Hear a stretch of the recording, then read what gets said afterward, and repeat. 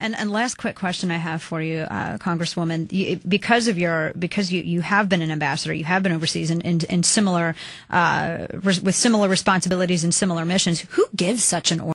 As 3 Benghazi whistleblowers prepare to testify before House lawmakers tomorrow, our next guest says it will further highlight what he sees as a dereliction of duty by the State Department, the CIA, the Defense Department, and President Obama. Joining us is General Thomas McInerney, retired U.S. Air Force General, Fox News military contributor. And General, great to have you with us. Thanks for having me, Lou. This is, to say the least, a long anticipated and for at least half the country, a much hoped for hearing tomorrow. I would like to think the entire country, when we lose men and women who serve this nation, that all of us would want answers. That has not been the case to this point. What are your hopes for tomorrow? Well, I think we're going to see, and I also hope, but we're going to hear some of the actual facts, Lou, by people that were on the ground or involved back in State Department and other national military command centers, although there won't be any direct military people. That is very important because it is going to become very obvious that we had dereliction of duty of our senior leaders, and we lost 4 people that, frankly, we didn't have to lose, Lou. We didn't have to lose anybody. The indications and warning were there. The day before, Zawahiri put out a video that was really the execution of the order to attack the Benghazi consulate the next day. That was an indication and warning that the intel people should have picked up. We should have had forces in place. That was 18 hours before the actual attack, so they should have been moved at that time. And now, I'm sorry, go ahead, John. Even though they were not moved at that time, we still could have gotten forces from Aviano, our air base in northern Italy that has F-16s and other assets in theater. Now, there was no cognizance at 9/11. It didn't fit the narrative that 9/11 was an important day, and so like they were oblivious to the magnitude of 9/11 in the region. One of the whistleblowers, Gregory Hicks, the #2 U.S. envoy in Libya, during the attack told investigators his request for fighter jets was denied.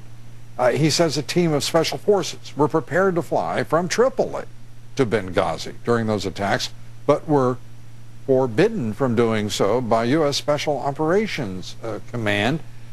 Your thoughts, your reaction to what will be presumably his testimony tomorrow? Well, there's only one person that can say stand down, and that's what those troops, the special ops forces that were going to get on that C-130 at Tripoli and fly over, and that's the President of the United States. And so for us to deny forces to go to the aid of our people, we never leave people behind, Lou. And this is where the dereliction of duty comes in. And it permeates the whole command and control system to say that, well, we couldn't get the airplanes down there, we couldn't get approval for airspace.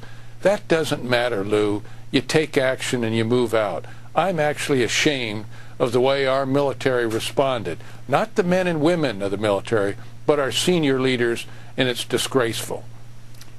And of the generals, retired generals, I should be clear, with whom I've spoken, their voice is one on that issue, and they echo precisely what you're saying. It was Hicks, by the way, who may have been the last person to talk with Ambassador Christopher Stevens, and he declared straightforwardly that he was under attack. And Hicks says there's no question, as far as he's concerned, or in his judgment, amongst anyone who was in the consulate during that attack, that it was a terrorist attack. That is the other part of the story that is going to emerge, and that is, if you will, the political context that this administration may have created for this attack. Yeah, and he's going to say they were radical Islamists, Al-Qaeda, a branch of Al-Qaeda, and everybody knew that right away, yet the narrative that came out of State Department and the White House, the President the next day, was that it had to do with the film. And that is a cover-up narrative. And I do not understand why they felt they had to do that, maybe because of the political season, but only that narrative could have come from the Oval Office in the White House. No one else, because the president himself said it the next day. Hillary Clinton put out a statement the night before Glenn Doherty and Ty Woods were killed. Already they put out a statement kind of alluding to that. And so that's where this narrative came from, the highest levels, and it's a cover-up. General McInerney, we thank you very much. General Tom Thanks, McInerney. Lou. Thank you. Up next. We were misled that there were supposedly protests and then something sprang out of that, an assault sprang out of that.